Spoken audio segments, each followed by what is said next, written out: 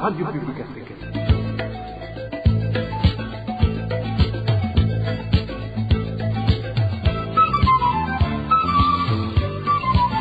Radio Publique Africaine.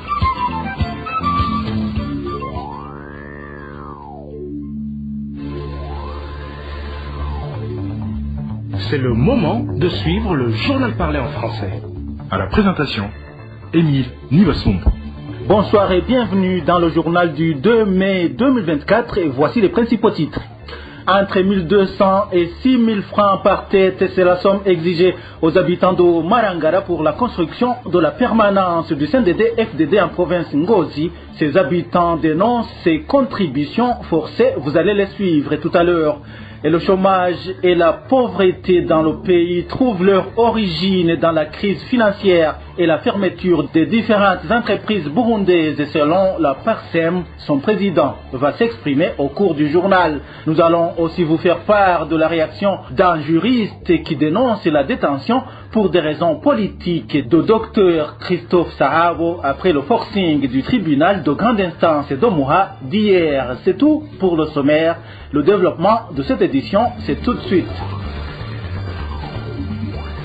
En plus des mensonges et contradictions entre les autorités burundaises sur les causes derrière les pénuries répétitives du carburant, certains dignitaires manifestent également un manque de respect à la population, un fait qui démontre qu'aucune solution n'est envisageable sur cette problématique par le régime CNDD-FDD. Éloge divin Remèche. À côté des mensonges et contradictions contenus dans certains propos des dirigeants du gouvernement burundais sur les motifs ayant occasionné la pénurie du carburant, un produit indispensable pour différents secteurs de l'économie du pays, le secrétaire général du parti CNDD-FDD, dont ils sont originaires, ne voit aucune solution à proposer sur cette problématique. Au cours d'une conférence de presse que Révérien Ndikuliyo a tenue il y a une semaine en province d'Ongozi, il a déclaré que le parti au pouvoir est plus intéressé par des explications faciles à comprendre qui donne aux citoyens lambda. Pour son responsable du parti au pouvoir, ceux qui exercent des activités nécessitant quotidiennement du carburant ne sont pas des citoyens comme tant d'autres.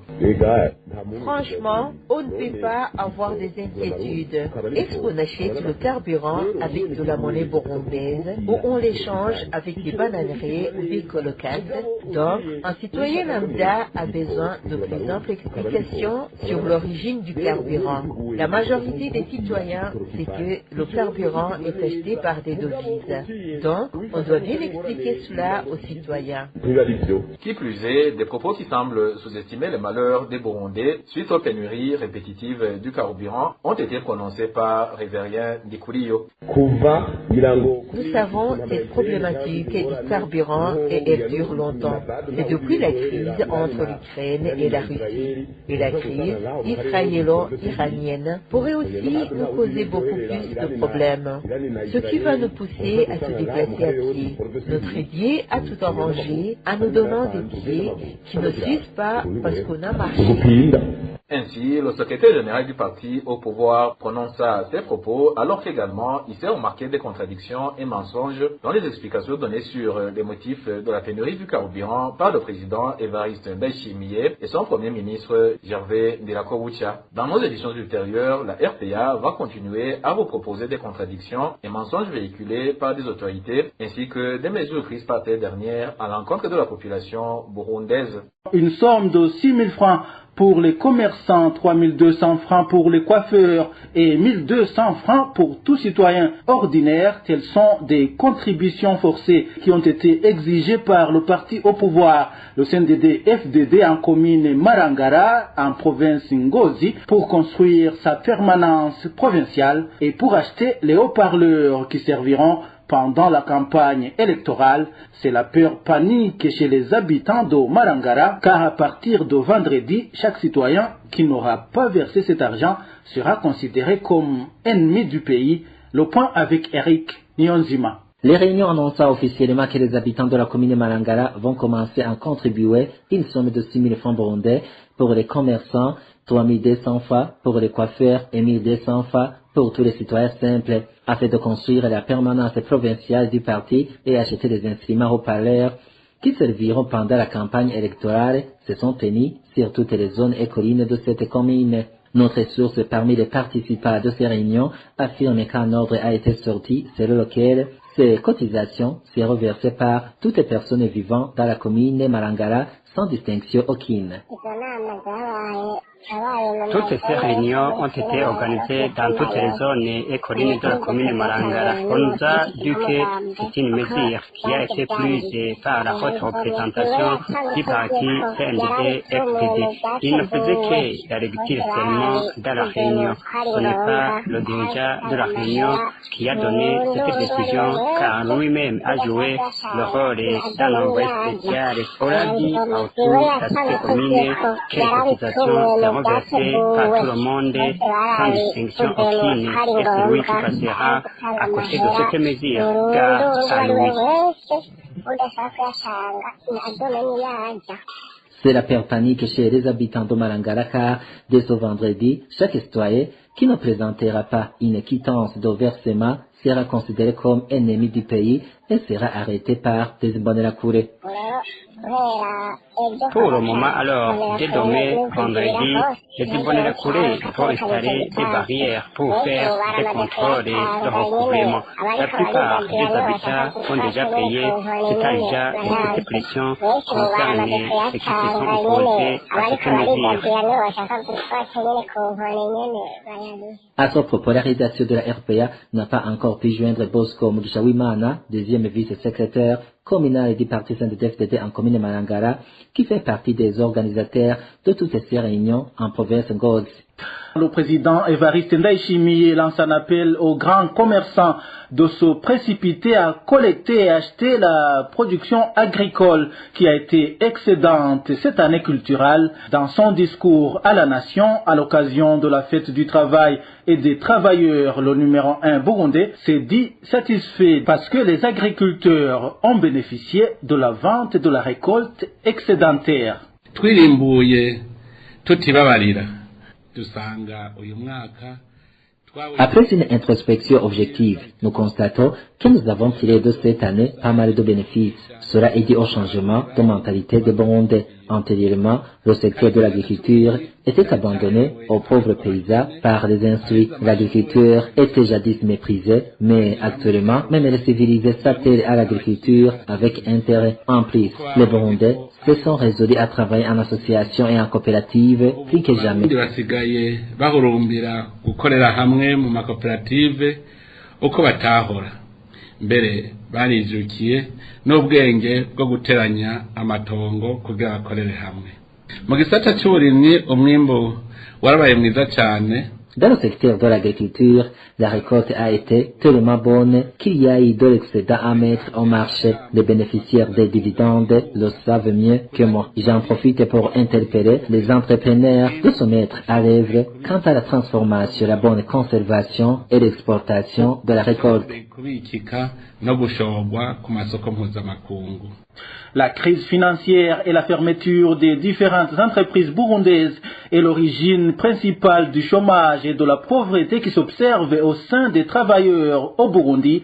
C'est l'analyse du président de la PARSEM, Faustin Ndikumana, qui fait savoir que la crise de ces entreprises est due à une mauvaise planification des activités du gouvernement. Selon lui, le gouvernement ne devrait pas s'ingérer dans différentes activités des secteurs privés, car son intervention ne fait que perturber et gêner ce secteur. Suivez Faustin Ndikumana, c'est le président de la PARSEM. Au moment où le Burundi vient de célébrer la journée internationale des travailleurs et du travail, PARSEM a voulu donner son analyse par rapport à la situation et du travail et du chômage au Burundi. Et normalement, PARSEM fait le constat sur la situation et les causes du chômage et les causes profondes du chômage actuel. Et quelles sont ces causes? Il y a d'abord ces entreprises qui sont tentées de se saborder une à une suite à la situation économique difficile. Des entreprises comme Sosumo, comme Nater, des entreprises comme Regideso, des entreprises comme Brarudi qui sont en difficulté actuelle, qui risquent d'envoyer une grande partie de leur personnel en chômage. Donc c'est une situation potentiellement explosive au niveau de la vie des ménages dans notre pays. Même on a entendu que même au niveau de l'entreprise, il y a des risques comme des risques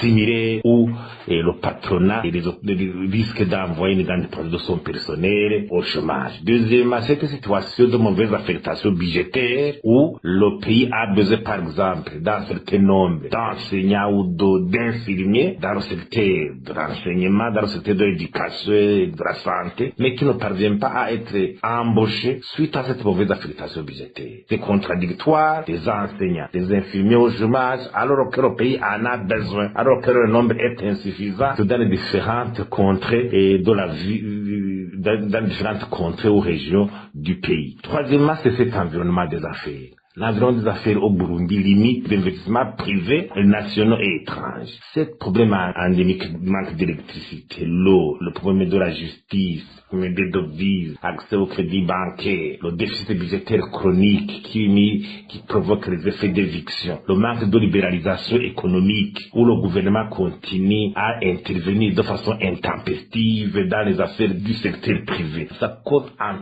tort énorme au niveau du fonctionnement du secteur privé. Il faut une libéralisation complète de l'économie pour stimuler le secteur privé. C'est lui qui va contribuer vraiment à rendre dynamique la vie économique de ce pays et qui va tirer une grande partie de la population du chômage. Le président de la PARSEM indique également que le trajet est encore long du fait que même les travaux de développement au niveau national n'existent presque plus alors que ces travaux accordent du travail à la population. Et cela ne fait qu'augmenter le chômage alors qu'il n'y a même pas de formation au sein de la population pour apprendre à être autonome.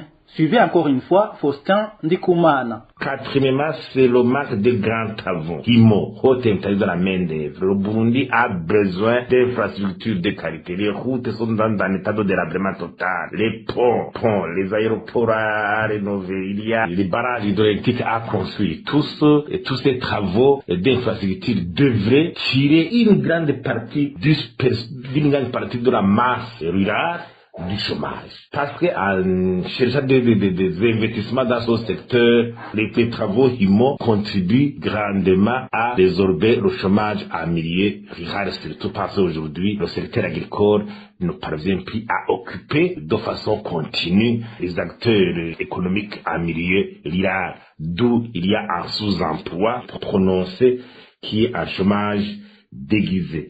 Il y a aussi le problème de formation, la qualité de la formation des jeunes. Et très prochainement, on se demande si, tenant compte de la formation actuelle de nos jeunes, est-ce qu'ils pourront vraiment être aptes à être candidats à l'emploi vraiment digne de son nom? Est-ce qu'il y aura vraiment des qualifications requises et vraiment pour être candidat à certains emplois et qui exigent l'excellence? Il y a aussi cette corruption endémique qui fait que aujourd'hui le semestre au Burundi n'est plus le moissonneur. Il y a déjà surtout de l'administration qui continue à sucer la force et des gens qui sont en train de vivre de leur sueur. Notre problème à résoudre, c'est ce problème d'inflation qui est en train de causer l'érosion des revenus des travailleurs, qui limite leur vraiment assiduité au travail. Ce problème des salaires, ce problème des annales qui n'est pas encore résolu. Il faut vraiment que l'État fasse son travail pour que cette situation soit résolue, pour que on puisse inverser donc la tendance. Ces déclarations de Faustin Ndikoumana, président de la PARSEM, sont également liées à la Journée internationale des travailleurs et du travail qui a été célébrée hier le 1er mai. Dans un instant, nous parlons sécurité. RPA. La rédaction de la RPA a pu répertorier 23 cas d'assassinat dans 9 provinces du pays au cours du mois d'avril qui vient de s'écouler. Parmi les victimes, il y avait 5 femmes et 2 enfants. Les détails avec Dani Claire, il la trouve. La province de Cibitoke vient en tête avec 5 personnes tuées, suivie par la mairie de Bujumbura. 4 personnes ont été tuées, dont les provinces de Rumonge, Kirundo et Gitega ont été tuées 3 personnes, dont chacune. Les provinces de Kayanza, Makamba et Rutana a été tuée 1 personne, dont chacune de ces provinces. Au total, la rédaction de la RPA a pu répertorier 23 personnes assassinées dans 9 provinces au cours du mois d'avril dernier. Parmi les victimes, 14 personnes ont été retrouvées mortes dans les provinces de Cibitoke, Gitega, Bubanza, Rutana, Rumongue et en mairie de Bujumbura. Durant ce mois d'avril dernier, 9 personnes ont été poignardées dans les provinces de Kirundo, Rumongue, Cibitoke, Kayanza et en mairie de Bujumbura. En province de Gitega, une personne a été fusillée. Au cours de ce dernier mois d'avril, 5 femmes ont été tuées dans les provinces de Cibitoke, Kirundo, Bubanza et Kayanza. Durant cette même période, 2 enfants ont été tués dans les provinces de Bubanza et Rutana. La sorcellerie, le vol, les conflits fonciers et familiaux sont à l'origine de certains cas d'assassinat commis au Burundi au cours de ce mois d'avril dernier. Pour clore cette édition, je vous le disais en titre, le forcing manifesté par le tribunal de grande instance d'Omuha pour faire une audition au fond de l'affaire dans le dossier RP 44 et 37 ministère public contre le docteur Christophe Sahabo prouve que ce dernier est incarcéré pour des raisons politiques et non juridiques. Propos de maître Gustave Nyonzima après que la présidente de la TGI Muha, Nadine Nahayo, a envoyé urgemment son siège à la prison centrale de Ruyigi où est détenu le docteur Christophe Sahabo. Cet avocat qui suit de près ce dossier regrette de voir que la justice continue d'être instrumentalisée jusqu'à fouler sciemment au pied la loi en vue de faire plaisir à certains ténors. Il y a quelques mois, la défense du docteur Christophe Sahabo s'est poursuivie en cassation quant à la question inhérente à la compétence du tribunal de grande instance de Moura pour connaître de l'affaire judiciaire litigieuse entre les actionnaires d'une société commerciale donnée en l'occurrence Kira Hospital. Et le pourvoi en cassation a été enregistré devant la chambre de cassation de la Cour suprême du Burundi sous le numéro RPC 5977. Ce dossier n'est pas encore mis en audience publique pour être examiné. Contre toute attente, en date du 25 avril 2024, le tribunal de grande instance d'Omuha a dépêché son greffe à la prison de Ruyigi pour donner un acte de citation à l'égard du docteur Christophe Sahabo, qui est à comparaître en audience publique relative au fond de l'affaire pénale le concernant, alors que, juridiquement et du point de vue procédural, le tribunal ne peut en aucun cas connaître ou statuer de l'affaire au pénal tant que le dossier relatif à la compétence soumise en cassation n'est pas encore vidé. En procédant de la sorte, le tribunal de grande instance d'Omuha a transgressé de fond en comble les dispositions de l'article 154 du Code de l'organisation et de la compétence judiciaire et a pu prouver sans embâche également qu'il est quasi partial dans cette affaire. On en déduit qu'il y a une main souterraine du pouvoir exécutif qui s'immisce dans ce dossier. Vous saurez que le docteur Christophe Sahabo vient de passer plus de 2 ans en prison et n'a jamais cessé de demander d'être auditionné, ce que la présidente du TGI Muha, Nadine Nahayo, lui a toujours refusé, d'où l'étonnement de plus d'un qui ne comprennent pas le revirement de cette dernière, raison pour laquelle ils craignent que le TGI veuille condamner le docteur Sahabo à une lourde peine afin de protéger les hauts dignitaires impliqués dans le détournement de fonds et mise en faillite de l'hôpital Kira. Parmi le montant détourné figure $1 million américains octroyés par l'Allemagne en guise d'aide à la lutte contre la Covid-19. Voilà, c'est par ici que nous mettons un point final au journal du 2 mai 2024. Merci à vous tous qui nous avez suivis. À la présentation, c'était Émile Niwasumba. Au revoir.